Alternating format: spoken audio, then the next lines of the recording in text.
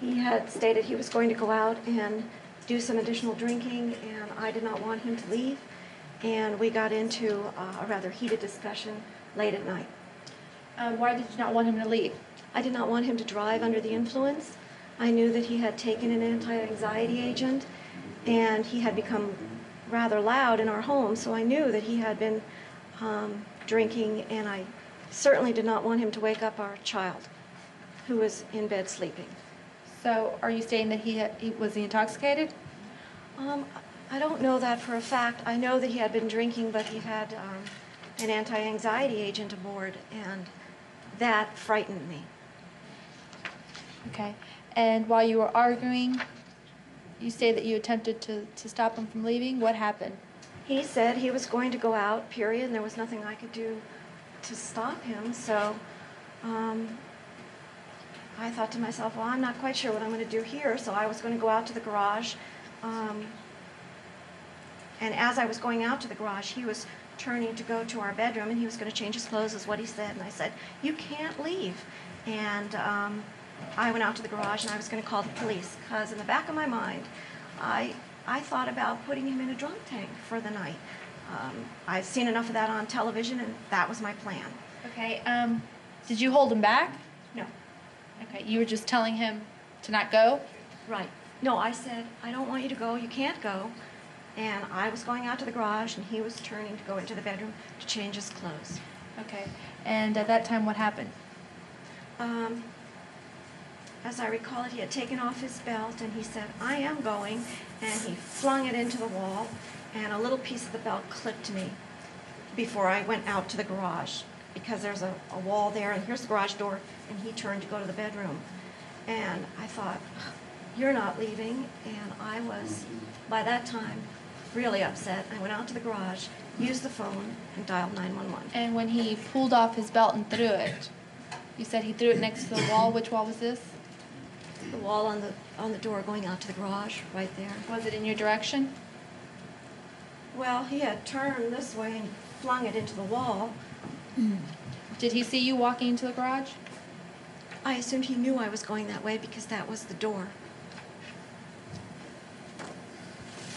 I don't think he wasn't not looking at me. And did the belt in fact hit you? A little piece of it did clip me, yes. Did it hit you? You stated you called the police? Yes. And did the police arrive? Yes. And I asked them to please take him and put him in a holding tank for the night so he could calm down. And were you afraid of him? no, I wasn't afraid of him. I was afraid he was going to leave and really drink. Were you nervous? Nervous about him leaving. I was upset and I was agitated because he was loud and I was getting louder, and I had a sleeping child who has never seen her dad drinking ever. I have another son who was gone for the night. Did all this occur in Hillsborough County? Yes. Okay, and the person that swung the belt, was he in the courtroom today? Yes. Could you point to him, describe an article of clothing? Yellow shirt, green pants. May the record reflect that the witness has identified the defendant. Did you at any time give him permission to swing the belt your way? No, I didn't even know it was happening. Were you horsing around with him? No, we were arguing. I said, you cannot leave. He said he was leaving. It was an argument. Was he There's angry? no doubt about the fact we had an argument. Was he angry? Yes, he was angry. Was he I was loud? angry. Was he loud?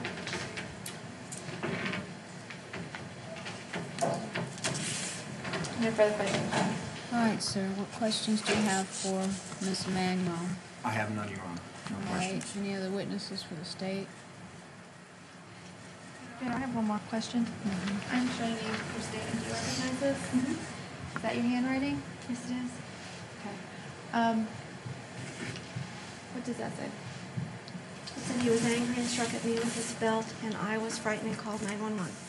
I'm sorry, I didn't hear that. What'd you say? He was angry and struck at me with his belt, and I was frightened and called 911. Did you tell the officers that he was just changing his clothes? Yes. My goal was to remove a very loud, angry man from our house to prevent him from driving and not wake our child up, which is exactly what I told the officer. No further questions, Your Honor. Stay with rest. All right, sir, you have the right to remain silent. However, if you wish to testify, this prosecutor gets to ask you questions. What did you want to do? I'd like to make a statement, please. All right. In 3 days from now, my wife and I will celebrate our 17th anniversary. In those 17 years, I have never laid a hand on her, and I don't intend to start. What she's saying is true as far I agree with everything. I was drinking on the night in question, which is something that I don't do. And I was also drinking on top of 2 different types of medications, antidepressants and anti-anxiety drugs. It's been a difficult year for our family, stress-related and financial-related, and I did not control it that night, I'll admit that. I was loud, I was angry, I did it and had no intentions of hitting my wife. I jerked my belt off in anger, and I threw it at the wall, not at her. And it did clip her from what she says. I didn't know that at the time. Just recently, 3 weeks ago, I took a course in domestic violence because it's mandatory for me. I have to do that every 2 years to maintain my license. I also counsel individuals involved in domestic violence. So I do know the repercussions and the harm it can do on a family. Again, I would never hurt my wife. I love her very much, and I love my family very much. I think that's about everything I'm going to say. Do you have questions? And you did take off her belt? Yes, ma'am. And you threw it in her direction? Not at her. No, ma'am. She had turned at the time. I believe she stated that I threw it to the wall, not to strike her, and she had turned into that. I had never touched my wife. And you were highly intoxicated, isn't that correct? No, ma'am. I was not highly intoxicated. I admitted that I was drinking. I should not have been. And plus, with the medications that I was taking, that was prescribed to me. I should not have been.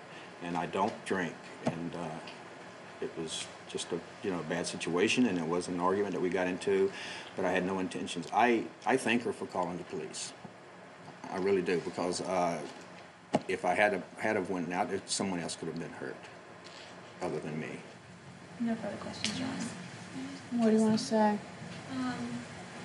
I want to say that I am not scared of my husband, nor have I ever been scared of my husband. That night floored me that he drank on top of meds. It scared me to death.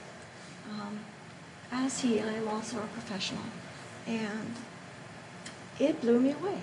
So I called the police. I thought to put him into a drum tank, to just keep him safe for the night. You didn't tell the police officer that he struck you with the belt? They asked me, and I said, yes, he had a belt. He threw it at the wall because there was a mark on the wall. And they said, well, did it hit you? I said, yes, it clipped me, but I was going out in the garage, and it didn't even enter my mind that this was going to be a domestic violence thing. The next day I call, I think, okay, how do I deal with this? And I find out there was a domestic violence charge. I have one more It's statement. not my style. Yes. We have since sought counseling, and we are attending counseling. I've taken a course in domestic violence. We're doing everything, and things have been great since then. And this will never happen again. I hope not. I'm going to have some, yes. I'm sorry. If you recall from her statement, she did state that he was angry and struck at me with his belt. Yeah, I have some reasonable doubt. I'm going to find him not guilty. I suggest that this doesn't happen again. I suggest you continue with counseling. Even though you feel things are okay now, you should always seek continued counseling. Okay? Thank you, ma'am. Good luck. Thank you. Brian Reisinger.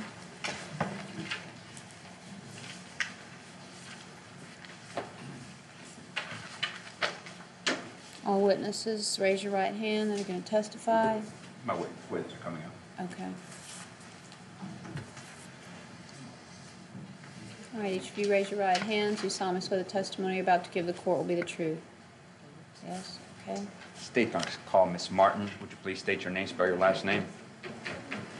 Martin, And Miss Martin, do you know Vicky Slocum? in passing, acquaintance. Okay. Do you see Miss Slocum in the courtroom? Can you point to her and describe what she's wearing today? Right there, the flowered shirt. Record reflects identified the alleged victim, count 1. How is it that you said you know her in passing? How is it that you know her?